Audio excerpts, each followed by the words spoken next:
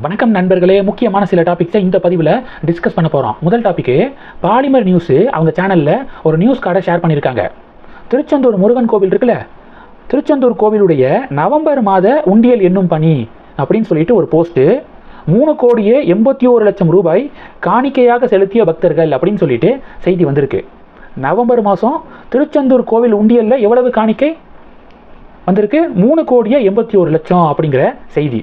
இதுக்கு பாஜகவினர் என்ன பதில் கொடுக்குறாங்கன்னா, பக்தர்கள் கோவிலுக்காக உண்டியலில் பணத்தை போடுறாங்க. ஆனால் இந்து சமய அறநிலையத்துறை என்ன பண்ணுது?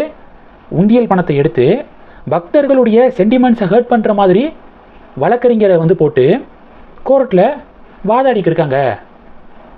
உயர்நீதிமன்ற மதுரை கிளையில் ஜஸ்டிஸ் ஜிஆ சுவாமிநாதன் மலை உச்சியில் இருக்கக்கூடிய தீபத்தூணில் தீபம் ஏற்றணும் அப்படின்னு சொல்லிட்டு உத்தரவை போடுறாரு. இந்து சமய அறநிலையத்துறை என்ன பண்ணுறாங்க? ஜிஆர்எஸ் உடைய அந்த உத்தரவுக்கு தடை விதிக்கணும் அப்படின்னு சொல்லிட்டு மேல்முறையீடுக்கு போகிறாங்க. நியாயப்படி பார்த்தா இந்து சமய அறநிலையத்துறை ஜிஆர்எஸ் உடைய தீர்ப்புக்கு கை தட்டி விசில் அடிக்கணும். அதை பண்ணாமல் தடை கேட்டு அவங்க அப்பீல் போகிறாங்க, மேல்முறையீடு போகிறாங்க. மேல்முறையீடுக்கு அந்த கேஸுக்கு வழக்கறிஞரை நியமனம் பண்ணுறாங்களே, அந்த வழக்கறிஞருக்கு ஃபீஸ் எல்லாம் கொடுக்கறது எந்த பணம்? இந்து சமய அறநிலையத்துறையுடைய ஃபண்டு. இந்து சமய அறநிலையத்துறைக்கு எங்கே காசு எங்கேருந்து வருது? பக்தர்கள் போடக்கூடிய உண்டியலிருந்து வருது அப்படின்னு பாஜகவினர்லாம் இந்த செய்திகளை ஷேர் பண்ணுறாங்க. இது ஒரு பெரிய பரபரப்பை ஏற்படுத்தியிருக்கு. இது முதல் டாபிக்கு. ரெண்டாவது டாபிக் என்ன பார்க்க போகிறோம்? ரெண்டாவது டாபிக் பார்த்தீங்கன்னா சில டேட்டாஸு. ட்ரம்ப்பு நம்ம இந்தியாவுக்கு 50% டேக்ஸ் போட்டார்ல, அவ்வளவுதான் இந்தியாவுடைய ஏற்றுமதி எக்ஸ்போர்ட்டு அப்படியே படுத்துக்கும் அப்படின்னு இந்தி கூட்டணி கனவு கண்டுட்டு இருந்தாங்க.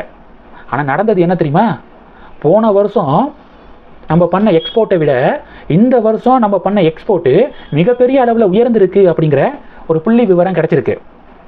போன வருஷம் 2024 ஏப்ரல்லிருந்து நவம்பர் மாதம் வரைக்கும் நம்ம இந்தியாவுடைய எக்ஸ்போர்ட் எவ்வளோனா 533 பில்லியன் அமெரிக்க டாலர். எவ்வளவு? 533 பில்லியன் அமெரிக்க டாலர் போன வருஷம் ஏப்ரல்லிருந்து நவம்பர் வரைக்கும். இந்த வருஷம் 2025 அதே ஏப்ரல்லிருந்து நவம்பர் வரைக்கும் நம்ம நாட்டுடைய எக்ஸ்போர்ட்டு 562 பில்லியன் அமெரிக்க டாலர். அப்போனா கிட்டத்தட்ட 39 பில்லியன் அமெரிக்க டாலர் அதிகரிச்சிருக்கு போன வருஷத்தை கம்பேர் பண்ணும்போது. ட்ரம்ப்பு 50% டேக்ஸ் போட்டார்ல, உடனே இந்தியா என்ன பண்ணாங்கன்னா அமெரிக்காவை மட்டும் நம்பி இல்லாமல் மற்ற உலக நாடுகள்கிட்ட பேச்சுவார்த்தை நடத்தி எக்ஸ்போர்ட்டை அங்கிட்டு திருப்பி விட்டாங்க. அதனால தான் நம்ம எக்ஸ்போர்ட்டில் எந்த ஒரு ட்ராப்பும் இல்லை, அதிகரிச்சிருக்கு அப்படிங்கிற தகவல் வெளிவந்திருக்கு. இது 2 மத்திய அரசாங்கத்திற்கு கிடைத்த வெற்றி. மூணாவது டாபிக் என்ன பார்க்க போகிறோன்னா, தைலாபுரத்தில் ராமதாஸ் அவர்கள் தலைமையில் இன்னைக்கு நிர்வாக குழு கூட்டம் நடந்திருக்கு. இந்த மீட்டிங்கில் ஒரு தீர்மானத்தை நிறைவேற்றியிருக்காங்க.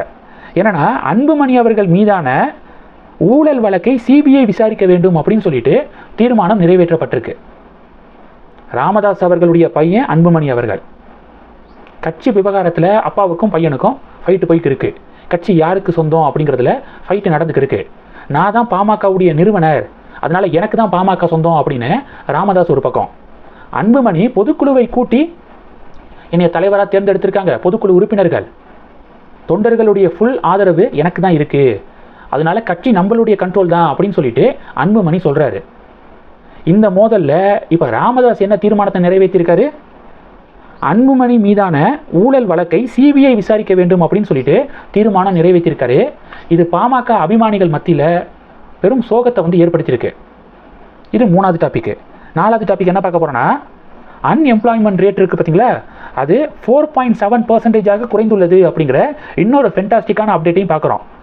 லோயஸ்ட் சின்ஸ் ஏப்ரல்லேருந்து கம்பேர் பண்ணும்போது இதுதான் லோயஸ்ட்டாக அன்எம்ப்ளாய்மெண்ட் ரேட்டு 4.7% ட்ராப் ஆகிருக்கு. இதுவும் சென்ட்ரல் கவர்மெண்ட்டுடைய ஆக்ஷன்ஸுக்கு கிடைத்த வெற்றி. இந்த டாபிக்ஸ் எல்லாத்தையும் பற்றி உங்களுடைய பார்வைகளை மறக்காமல் கமெண்ட் பண்ணுங்கள். தொடர்ந்து கனெக்டில் இருங்க. அடுத்தடுத்து நிறையா பதிவுகளை பார்க்க போகிறோம். நன்றி. ஜெய் ஹிந்த்.